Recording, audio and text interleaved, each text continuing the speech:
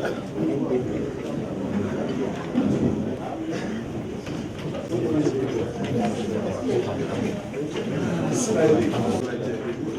the devil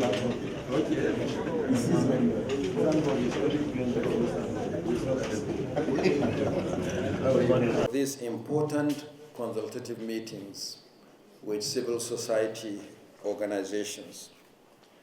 You may recall that at our last meeting, held on the 31st of October 2024, we briefed you on our preparations for the Ondo State governorship election. It was our fourth and last regular quarterly meeting for the year. By now, many of you would have noticed that our meetings always come on the eve of elections or major electoral activities, and today's meeting is no exception. As you are aware, the Commission released the timetable and schedule of activities for the Anambra State governorship election on the 17th of October last year. As required by law, the notice of election was published on 13th November 2024. That is 360 days before the date fixed for the election, scheduled to hold on the 8th of November 2025.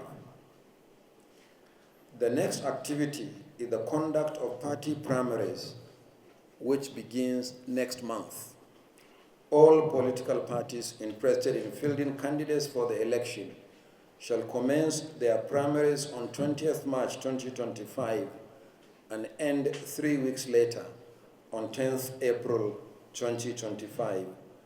The Commission's preparations for the election is an item on the agenda for this meeting. Similarly, the Commission has released the timetable and schedule of activities for the area council election in the Federal Capital Territory, which is the only part of the country where INEC conducts local government elections.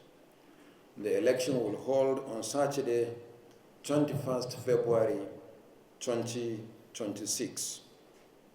As you are aware, the 4-year tenure of the 6 chairmen and 62 councillors will end next year. The last area council election was held on 12th February 2022. And as I've said repeatedly, that it is the only part of the country, the FCT, where INEC conducts local government elections. And it's the only part of the country where for local government elections or for local government administration, there has never been a caretaker committee. Elections are held regularly. And it is also the only part of the country where no single political party has won in all the 68 constituencies in local government election. The timetable for the election is already uploaded to our website. A hard copy is included in your folders for this meeting. And also included in your folders for this meeting is the complete list of constituencies in the FCT. All the 6 area council chairmen and all the 62 councillors. There are 62 wards in the FCT and 6 area councils. Each area council has 10 wards, except AMAC, which has 12, making a total of 62 wards and 62 constituencies for the election of councillors. Further details will be discussed at this meeting. I would like to urge civil society organizations to be as interested in party primaries as you are actively engaged in the monitoring of the secondary election conducted by INEC.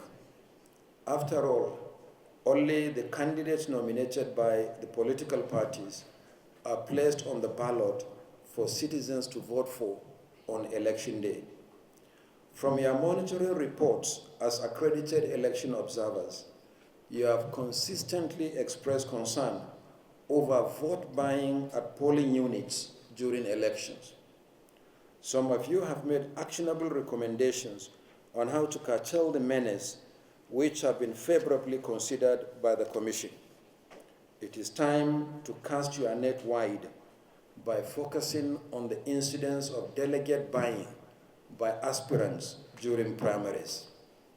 Some delegates openly boasted of how much money they made from aspirants during party primaries. You should intensify your advocacy in support of the practical steps taken by the relevant security agencies as well as the law enforcement agencies to tackle this diabolical practice. It is on this note that I once again welcome you to this meeting. I thank you and God bless.